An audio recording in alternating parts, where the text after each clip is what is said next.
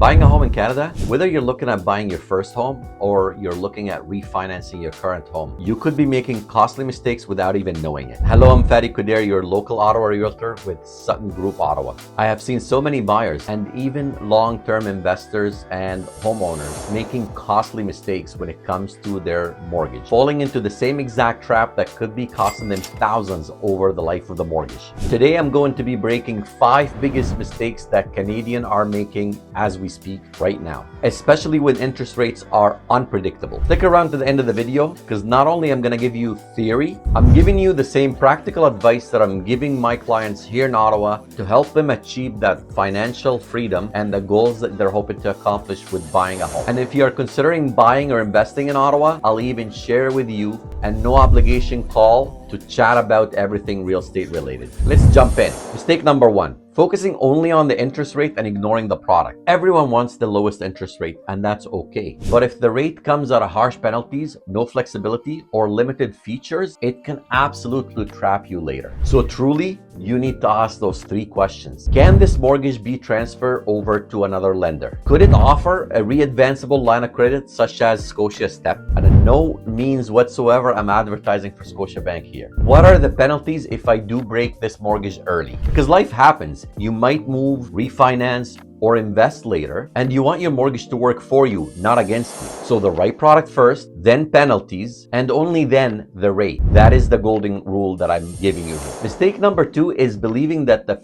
5-year fixed rate is always going to be better for you than the variable rate. That's a common myth, and it can often be a very expensive one for you later. Sure, fixed rate can give you short-term peace of mind, but guess what? They reset every 5 years, and often with painful payment shocks. Meanwhile, with variable rate, especially an adjustable one, you're adapting slowly to the rate over time. It's not for everyone, but in many cases, it's a better long-term play, especially if you're working with a mortgage broker or an advisor that's going to help you plan ahead. Mistake number 3 is not planning for rising interest rates. Simply being aware is not enough. You actually need a plan. And here's a few simple tips. Take what your payment would have been at the stress test level, say 5%, and set aside the difference between your current payment and that. That money becomes your buffer. Now, if you're already feeling stretched, that's a red flag. And it might be time to reassess your budget or even the size of your home that you're purchasing. No one wants to feel house poor, especially when the rates are climbing. And that brings me to mistake number 4. Now, mistake number 4 is going directly to that bank instead of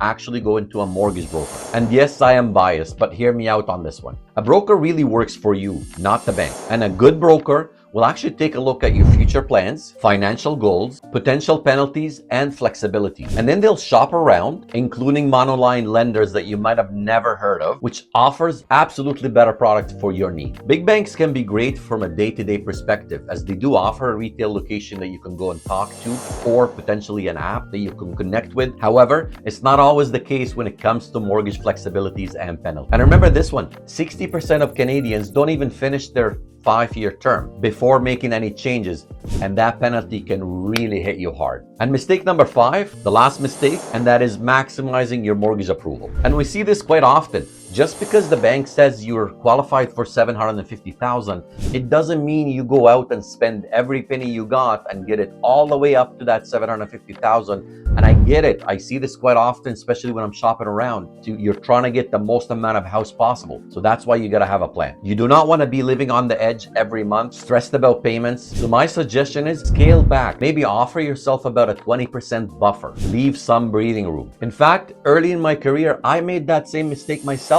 I did not give myself enough buffer, and I stretched out my budget daily, and it made those first few years of real estate very tight and stressful. And eventually I grew out of it, but not without any sleepless nights. And sleep is very important to me. Now, if you made those mistakes, don't go ahead and beat yourself up. Most Canadians do, and they never get taught otherwise. But now that you know better, we are gonna have a plan. And if you're thinking about investing, buying or selling real estate in Ottawa, let's chat. My team and I are always open, as we offer a no pressure consultation to walk you through that journey and offer you options and help you understand the mistakes that you could be getting yourself into. So if Ottawa is the right city for you, click the link below to book a consultation or leave a comment behind, and hit the bell icon for that smart real estate insight. Until next time, I'm Fadi Kuder, your Ottawa realtor, here to help you buy smart, invest wisely, and avoid costly mistakes.